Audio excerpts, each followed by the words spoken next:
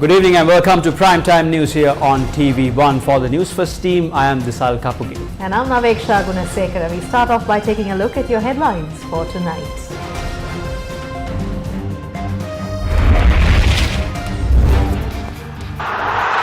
Cut through the left India on Sunday. That's what a game of cricket. What a game. What a result. Mendis Asalanka steers Sri Lanka to a 2-wicket win over Pakistan to set up a final versus India. ICC Men's Cricket World Cup Trophy Tour marks its 20th stop at the MTV-MBC head office. President Wickremesinghe meets Cuban President in Havana. President appoints 3-member committee to investigate allegations made by Channel 4. Concerns mount over the payee tax. Professionals call for tax amendments. Ajit Niwad summoned to the Parliamentary Committee led by the SLPP General Secretary to elaborate on Sri Lanka's bankruptcy.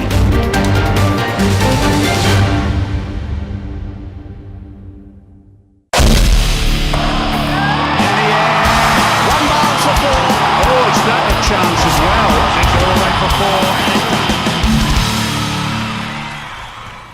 Sri Lanka kept their Asia Cup title defence alive as they beat Pakistan by 2 wickets in an edge-of-the-seat thriller to book their place in Sunday's final against India. The finals will be played at the R. Premadasa Stadium in Colombo. So the ground staff who have worked tirelessly. The Super 4 contest between the tournament co-hosts had effectively become a semi-final after both lost to India. Heavy rains in Colombo delayed the start of the Sri Lanka vs Pakistan game by 2 hours and it was limited to a 42-over-a-side contest. Pakistan skipper Babar Azam won the toss and elected to bat first in a rain-curdled match. Sri Lanka made early inroads as Fakhar Zaman was bowled out cheaply to a Pramod Madushan delivery. Opener Abdullah Shafiq, who made 52 of 69 balls, shared a 64-run stand with skipper Babar Azam. It was youngster Dunit Wellalage who got the prized wicket of Pakistan skipper Babar Azam on 29. Pakistan lost their first 5 wickets within 130 runs and Mohammad Rizwan with 86 not out and Iftikhar Ahmed with 47 put up a timely 108 run stand to steer Pakistan to a commanding 252 for 7 against Sri Lanka. Matisha Pathirana picked up 3 wickets for 65 runs for Sri Lanka.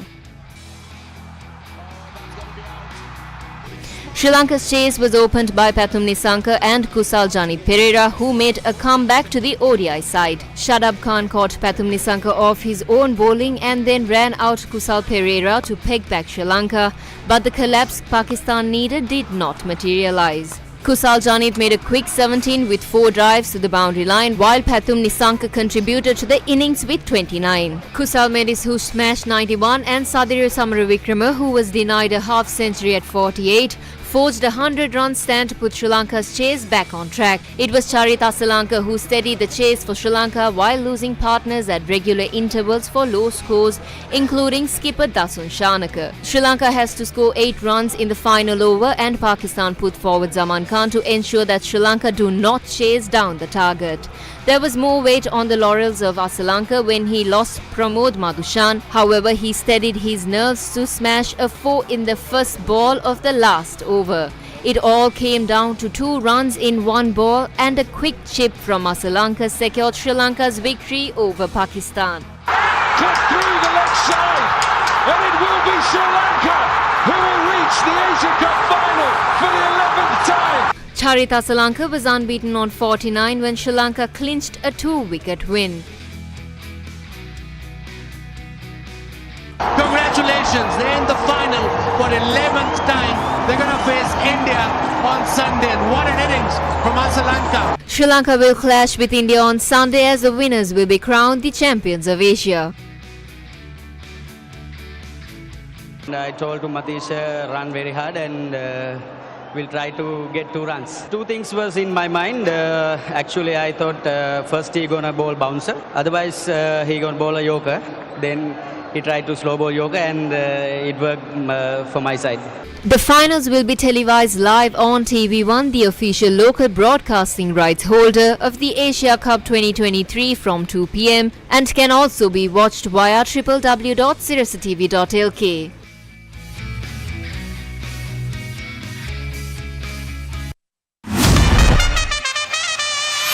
match, the Asia Cup Finals.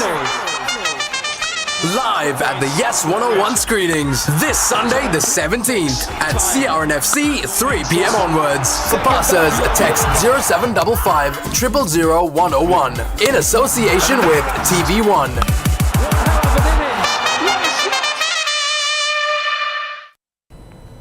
Sri Lanka cruised the Asia Cup final, securing a 2-wicket victory in a last ball thriller in Colombo. At the same time, it was a historic day for us as Sri Lankans, as the ICC Men's Cricket World Cup Trophy Tour made a stop at the MTV MBC head office. The ICC Cricket World Cup trophy is presented to the winners of the Cricket World Cup, and it is the most prestigious prize in the sport. The ICC Cricket World Cup trophy has made stops all over the world. The ICC Men's Cricket World Cup 2023 Trophy Tour began in spectacular style, launching 120,000 feet above the earth before landing in the largest cricket stadium in the world, India's Narendra Modi Stadium in Ahmedabad in June. Thereafter, the trophy visited several countries and it reached Sri Lanka for its 20th stop. The ICC Men's Cricket World Cup 2023 trophy was brought to the MTV MBC head office by Sri Lanka cricket sales head Upul Navaratna. Youth and school students representing the north, south, east and west of Sri Lanka were present for this event.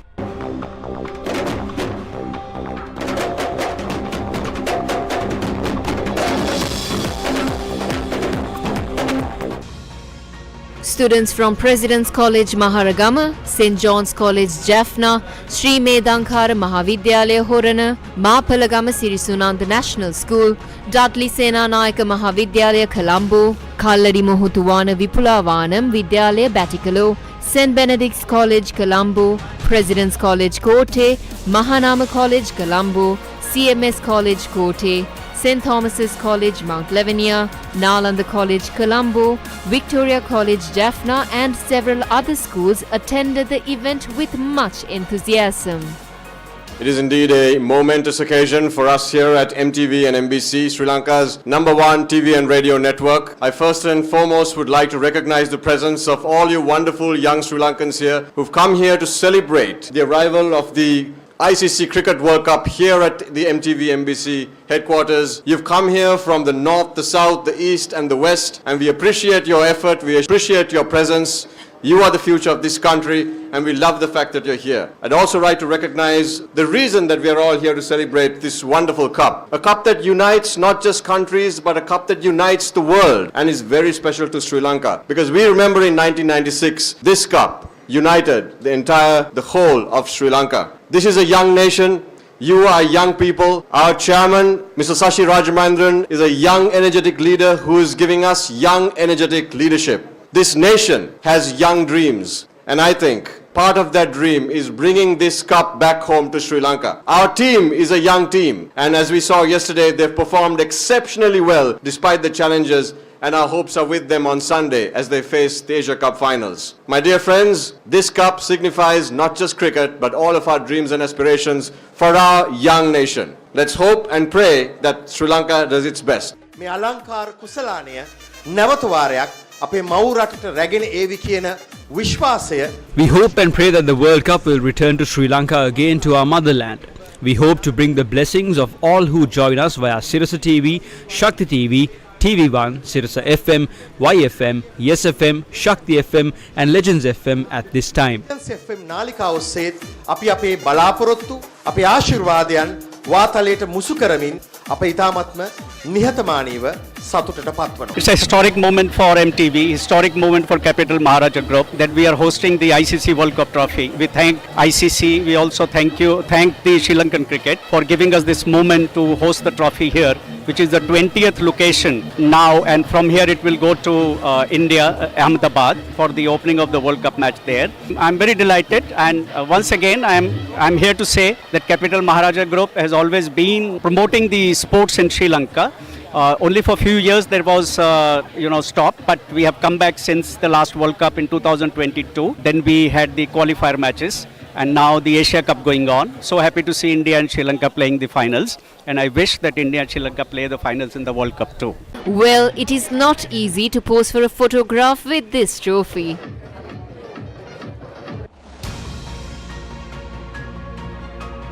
Everyone present enjoyed the opportunity that was given to take a snap. So, who will win this prize in the 2023 edition of the World Cup?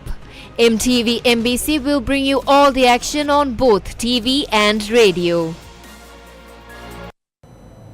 Sri Lankan President Ranil Wickremesinghe called on the Cuban president in Havana. The president's media division said that both leaders discussed reinforcing ties. President Ranil Wickremesinghe embarked on an official visit to Cuba ahead of his participation in the G77 plus China summit in Havana. President Wickremesinghe's arrival in Cuba was marked by a warm welcome as he received a guard of honor at the Palace of Revolution. Both nations have supported each other on issues like lifting sanctions against Cuba and human rights matters. They identified areas of future cooperation, including public health, agriculture and sports. I spoke with your president and we've discussed of strengthening the ties between Cuba and Sri Lanka. We've also asked for exchange on views and having an agreement in the field of medicine and health, also in regard to sports trainers, and we can also give some help and advice in regard to the growing of coconut. But more than that, we have agreed that we will work together to strengthen the South, and as usual, we continue to support Cuba and to keep supporting the resolutions you bring up in the UN. Similarly, Cuba will support us in respect of the human rights resolutions that are being brought against Sri Lanka. President Diaz-Canel accepted President Wickremesinghe's invitation to visit Sri Lanka in 2024, underscoring Cuba's continued support for Sri Lanka. The G77 plus China summit will officially commence in Havana.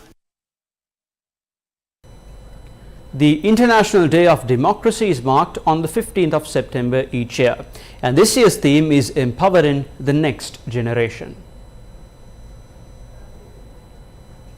Given the damaging effect that this flood of false information can have on young people, this year's International Day of Democracy is dedicated to empowering the next generation by focusing on the critical role of children and youngsters in ensuring democracy today and in the future. In his message marking the day, the UN chief blames the current spread of mis- and disinformation that is, quote, poisoning public discourse, polarizing communities and eroding trust in institutions, unquote. Unresolved conflicts, the rising threat of climate change and financial turmoil pose a constant threat to democracies around the world. United Nations Secretary General Antonio Guterres says, quote, the walls are closing in on civic spaces, unquote. The United Nations said an engaged, well-educated electorate is at the heart of strong democratic societies, while noting that creating an environment in which young people feel their voice counts is crucial. The United Nations said it recognizes the importance of empowering young people to take leadership roles on issues of international importance. Friday, 15th of September is International Democracy Day, an event started by the United Nations that is now celebrated in countries all over the world. It was first created in 2007 and aims to highlight what's good about democracies and to encourage people to keep them alive.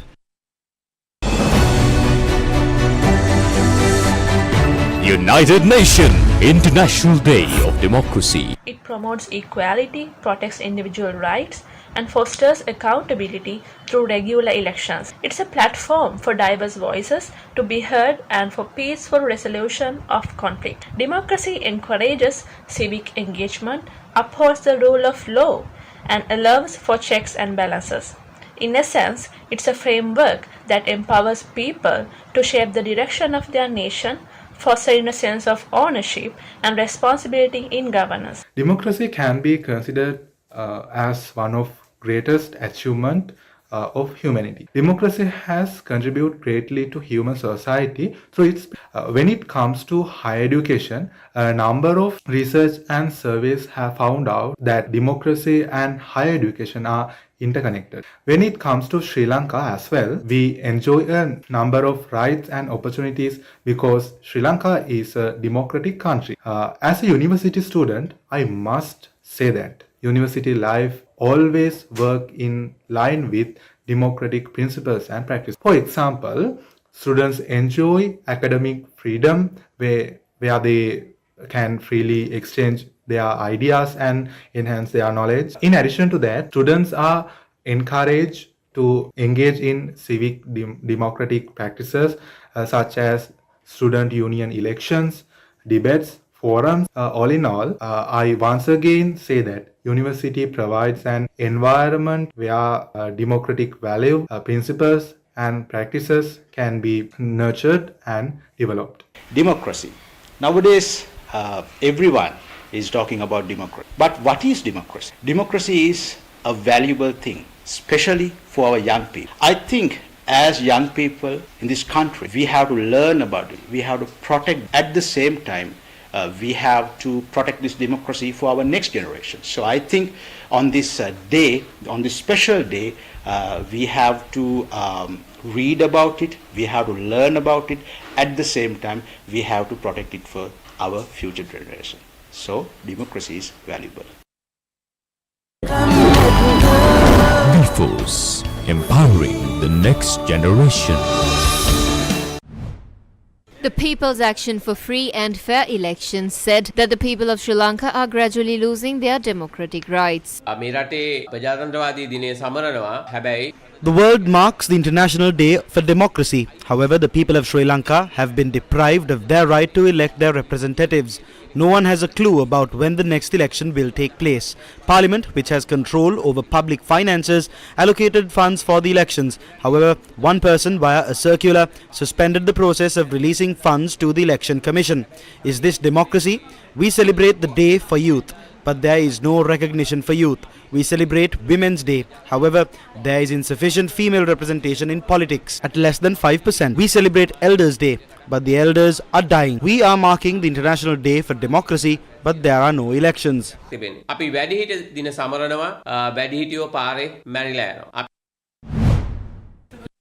Opposition leader Sajid Premadas, in a statement to mark the International Day for Democracy, said the youth must come forward to secure justice for the victims of the Easter Sunday terror attacks.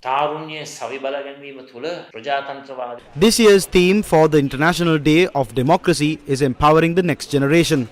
We need to act on this theme. The duty of the youth and us alike is to search for the truth over the Easter Sunday terror attacks that claimed the lives of the innocent. At a time when the government and its associates are concealing the truth with regard to the Easter Sunday attacks, the masterminds, the youth and us alike are responsible for searching for the truth and revealing it to the nation properly. At the same time, all those responsible for these attacks must be brought before the law and strict punishment needs to be imposed. If the government is not engaged in the process of searching for the truth, there are alternative methods, democratic methods that we can adopt. We will not be representing this to the government. Call for an international investigation into these attacks. If they cannot reveal the truth via a transparent, unjust and impartial investigation, we will have to move for an international investigation. We invite the youth to lead this endeavor. ඉටු නොකරන්නේ වෙනමම සත්‍ය සොයා ගැනීමේ විකල්ප ක්‍රියාමාර්ග ප්‍රජාතන්ත්‍රවාදී ක්‍රියාමාර්ග වලට එළවෙන්නට අපි සූදානම්. President Ranil Wickremesinghe has appointed a committee to investigate the allegations made by Channel 4 with regard to the Easter Sunday terror attacks. Sri Lankan President Ranil Wickremesinghe has appointed retired Supreme Court Justice S.I. Imam to head a committee to investigate the allegations made by Channel 4 with regard to the Easter Sunday terror attacks. The other two members of the committee are retired Air Force Commander A.C.M. Jayalat Virakkodi and President Counsel Harsha A.J. Souza. SJB MP S.M. Marika pointed out that it is not possible to investigate the Channel 4 allegations by appointing a fake commission. This cannot be investigated via fake commissions. The people are not ready to accept anything they say. That is why they have no mandate. That is why they cannot run for the presidency again. He lost the post of Prime Minister as a result of the Easter Sunday attacks. The UNP government lost because of the attacks. It was the Easter Sunday attacks that led to the split in the UNP. All the volumes of the investigation reports must be made available to the opposition leader and the MPs. අවම වශයෙන් රටේ විපක්ෂ නායක ඇතුළු පාර්ලිමේන්තු මන්ත්‍රීවරුන්ටවත් පරිශීලනය කිරීමේ අවස්ථාව ලබා දෙන්න කියලා අපි එතුමාට කියන්න කැමතියි. Parliamentarian Vasantayapa Bandara, who is in Geneva for the 54th session of the UN Human Rights Council, has informed the World Health Organization on Sri Lanka's health crisis. I was able to discuss the ailing health service in the country. The World Health Organization was informed about the collapsing health sector.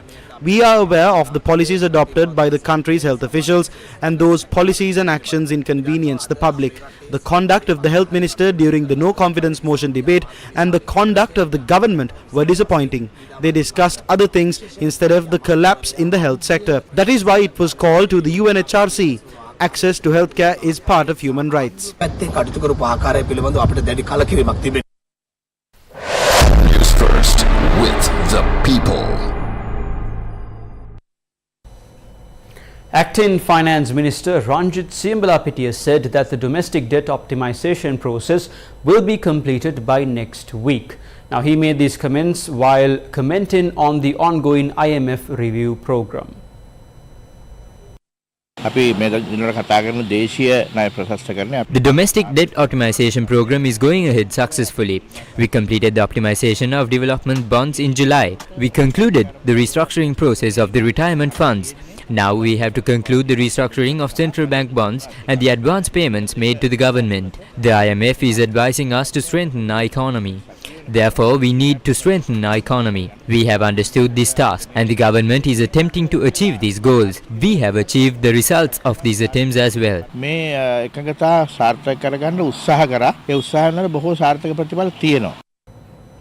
Fitch Ratings has downgraded Sri Lanka's long-term local currency issuer default rating to RD from C.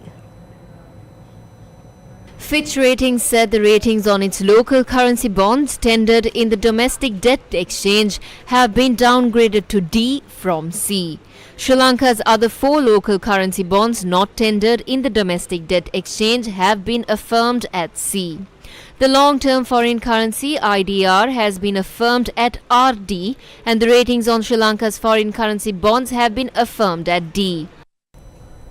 It was revealed that the government has earned 82 billion rupees by increasing the pay tax in the first 7 months. A professional organization pointed out that since a background has already been created which exceeds the desired goal, steps should be taken to amend these tax schemes. These concerns regarding the pay tax were taken up for discussion during a sectoral oversight committee meeting held at the Parliament with the participation of all the relevant parties. Sectoral Oversight Committee on Alleviating the Impact of the Economic Crisis met last Friday in Parliament under the chairmanship of parliamentarian Gamini Buddha. The damage that should be done has reached the maximum. If we consider the universities, 2% of the lecturers are still paid minor salaries. You still haven't followed a procedure to charge taxes amounting to 940 billion rupees from the businessmen of this country. Only the professionals are targeted through this. Any of the other tax targets aren't achieved. We calculated within the banking sector. Usually around 100 migrate from the banking sector, but this year 1100 from the banking sector have migrated. When the economy was in crisis, it was handed over to the IMF. Therefore, only they had the ability to find a way out of this economic crisis. They did that through declaring us as bankrupt. So when they found the solutions and ways to overcome, we have fallen into a situation where we have to work according to their terms and conditions. The expected tax income from the payee tax and the APIT for the period of 7 months from January to July in 2023 was 100 billion rupees. We have only reached 82 billion rupees out of it. We are way below the targeted income of the government. Considering the situation we are in right now, I can't be exact of the tax reliefs that could be granted. The next IMF review mission will be launched within the next 2 weeks. Then these concerns and suggestions could be taken up for discussion. Some decisions could also be changed. Everyone should pay taxes. No one thinks that it is fair to put the tax burden on a group of people. Increase the tax burden. Programs are implemented to get people to pay taxes. I believe that if taxes are collected from everyone, those who have to pay taxes, then the individual tax burden could be reduced to a considerable extent. There are around 300,000 who pay individual taxes. We expect to increase that up to 1.2 million by 2024. අපිට tax එක මේ වෙද්දී කොච්චර ප්‍රමාණයක් එකතු කරලා තියෙනවද? පුලි මාසේ වෙනකොට බිලියන 82ක්. එතකොට අපේ මේක පටන් ගනිද්දී ටාගට් එක තිබ්බේ බිලියන 100ක් අවුරුද්දටම. පළවෙනි මාස 7 වෙනකොට බිලියන 100ක් තමයි ආදායම් එස්ටිමේටුව. මුළු අවුරුද්දටම තමයි බිලියන 100 කියන එක එස්ටිමේටුවේ තිබ්බේ. බිලියන 82ක් දැනට එකතු කරලා තියෙනවා. මුලින්ම එස්ටිමේට් කරාට වඩා වැඩිපුර දැනට ලැබෙනවා කියලා පේනවා. At the end of the day, discussions will be held on how to amend these policies. A decision will be taken as to what can be done based on the review by the IMF. මේක IMF එකෙන් ආපු යෝජනාවලියක්ද මුදල් අමාත්‍යාංශයෙන් දුන්න යෝජනාවලියක්ද කියලා පැහැදිලි කරගන්න ඕනේ. I can't exactly tell if this is a proposal to the IMF or the Finance Ministry.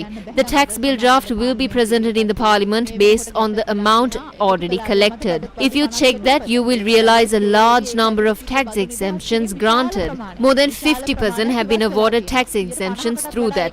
Essential exemptions will only be given in the future. It is the current situation. Former Central Bank Governor Ajit Niwad Cabral was summoned to the Select Committee of Parliament to investigate causes for financial bankruptcy declared by the government. The SLPP General Secretary Sagara Karyavasam chairs this Parliamentary Select Committee. Some MPs are making baseless claims. They repeatedly allege that I assured the payment. We never loved the country to become bankrupt. No one is going to help us simply because the IMF is here. Didn't you have a look at what Fitch Ratings had to say? They have given a rating of domestic debt. The central bank said that the EPF would be slashed. Is this a stable situation? Talent is not to default on the debt, but to settle the debt. Some claim that defaulting on debt is a talent. The EPF invested in 33% bonds and then returned with 25% and again will be invested in 19% bonds. If the return is 9%, there is an issue. This is your money. They said that I assured payment for the Hamilton Reserve Bank. If you go and obtain a loan from a bank and say that you will not pay it back, will you get that loan? Those who are making allegations know that I am a powerful person. They do not understand that this is a successful journey. Inflation alone is not the economy. Debt alone is not the economy. People are the economy. If you are defining it based on numbers, there is an issue. Central Bank Governor Dr. Nandalal Veerasinghe, speaking at a forum in Colombo, stressed on the need to pay taxes. We need a system where this public services given out of taxpayers should be targeted to people who can't afford, and the people who can afford to pay, they should be made, pay for the service either through direct taxation or directly the usage of the services that people can afford. There's no free health, there's no free education. That is where the stresses are. That's because of lack of resources. Those are no simple solutions. These are no short-term solutions. But it has to be a change of thinking and change of system towards much more reasonable distribution of resources. One thing that I hear a lot of times when I speak to some of the, professionals, the argument always asking, why should I pay taxes? Because I don't see a value of this money that we are paying as taxes. Those are wasted, corrupted, all these things. Those are, to me, those are excuses. So, if paying the proper due taxes to the government is first responsibility. You have the right to question that, as long as if you are a proper taxpayer, you are making your contribution to the society, to the economy. Without that, questioning that, if everyone is thinking that I don't want to pay taxes because other guy is not paying taxes, my colleague, other one is not paying taxes. If everyone thinks that way, there's no We have, and also at the same time, government also has the obligation to make it more open, transparent. That's why the system going forward will have to be much more open and transparent. Dr. Nandalal Veerasinghe was speaking at the 31st Annual Academic Congress of the College of the Ophthalmologists of Sri Lanka, and the 12th Colombo Retina meeting was held in Colombo. An event to promote reconciliation was held at the Rajarat University of Sri Lanka. The Rajarat University of Sri Lanka and University of Jaffna came together to organize a series of events for the first time aimed at building reconciliation. A food festival and environment heritage program called Bridging Culture Through Food and Heritage was held at the Rajarat University with the participation of 50 students and 10 lecturers of the University of Jaffna. We are here to experience the rich culture of this region by enjoying their food and learning their culture behind those foods, as well as we are here to learn about the water cascade management system and how it is managed traditionally as well as in modern ways. We are here to celebrate harmony as well. As a country, we have to be united, but due to the differences in our beliefs, culture and traditions, we are separated. So we are here to say that we appreciate the differences, and we know that we appreciate the diversity, and we want to live in one country together peacefully. One of the main events of the program, which is the food festival, was held successfully, where students of the University of Jaffna were introduced to the cooking methods of Sinhalese sweet meats. The annual international conference RUICHSS, organized by the Faculty of Humanities and Social Sciences of the University of Ruhuna, was held yesterday at the University of Ruhuna. University professors, lecturers and students, including professors from 8 universities around the world, were present at the event. This year's theme was the importance of providing education for people with disabilities under the theme of equality for all. Professor Leila Kis-Glavis of the Department of Inclusive Education and Rehabilitation of the University of Zagreb, Croatia, delivered the keynote address. Certificates were awarded for students who performed well in last year's international conference. 2,000 schools selected under the LOLC Divisavya program received free school books and stationery. Now today's program took place in Jaffna. The second leg of the LOLC Divisavya aims to provide school books and stationery items to government schools with less than 100 students for an entire year. Accordingly, school books and stationery were donated to the Punguduthivu Roman Catholic Mixed School. In addition, school books and stationery items were delivered to the Karampan Sammukanatha Mahavidyalaya, Kamalambikai Kanishta Mahavidyalaya, Punguduthivu Sri Siddhivinayagar Mahavidyalaya. Another LOLC Divisavya team delivered school books and stationery items to the students of the Alapidi Roman Catholic Tamil Vidyalaya, Suravilu Roman Catholic Vidyalaya, Kites Roman Catholic Boys School and the Menchimune Roman Catholic Mixed School. More students were given school books and stationery items at the Karaitivu Island Zonal Education Office. School books and stationery items were also delivered to the students of 26 public schools in the Pungudithiv Island Education Zone in the Jaffna district.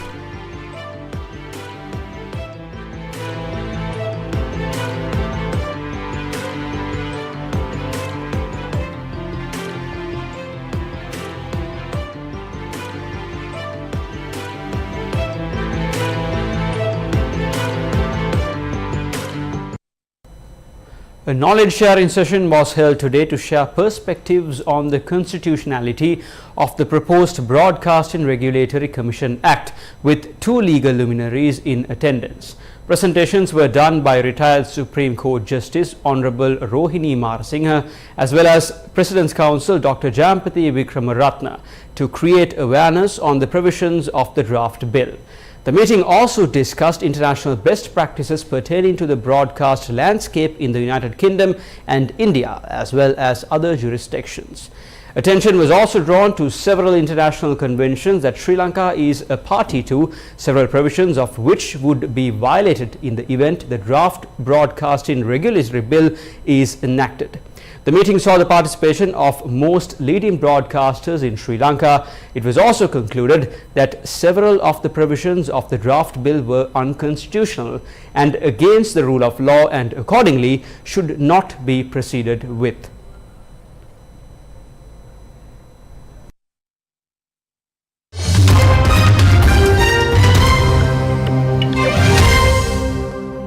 The Libyan Red Crescent says that the death toll in the Libya's coastal city of Derna has soared to 11,300 as search efforts continue following a massive flood fed by the breaching of 2 dams due to heavy rains. Libya Secretary General of the International Federation of Red Cross and Red Crescent Societies says another 10,100 people are reported missing in the city. More than 3,000 bodies were buried by Thursday morning, while another 2,000 were still being processed. Most of the dead were buried in mass graves outside the city, while others were transferred to nearby towns and cities. Emergency workers sifting through the rubble of the floods disaster in Libya are still hopeful of finding survivors. Head of the Libya delegation of the International Committee of Red Cross, which had a team in Derna when the flood hit, stated a wave 7 meters high wiped out buildings and infrastructure into the sea. Now family members are missing, dead bodies are washing back up on shore and homes are destroyed. Libyan media outlets have highlighted concerns surrounding other dams since the collapse of the 2 dams in Derna. Mayor of the northeastern town of Tokra warned that the pumping systems of Wadi Jaza Dam were not functioning and the concrete barrier between the valley and the dam has started to crack, representing a great threat to the people of Bursis, an area of East Benghazi and neighboring coastal towns. The UN Under-Secretary General for Humanitarian Affairs Martin Griffiths says the most pressing needs currently are shelter, food and health care.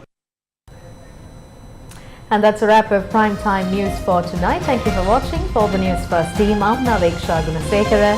And I'm Dusal Kapuge. For details of these stories and much more, visit our award-winning website www.newsfirst.lk and follow us on social media. As always, thank you for watching. Stay safe, take care and have a good night.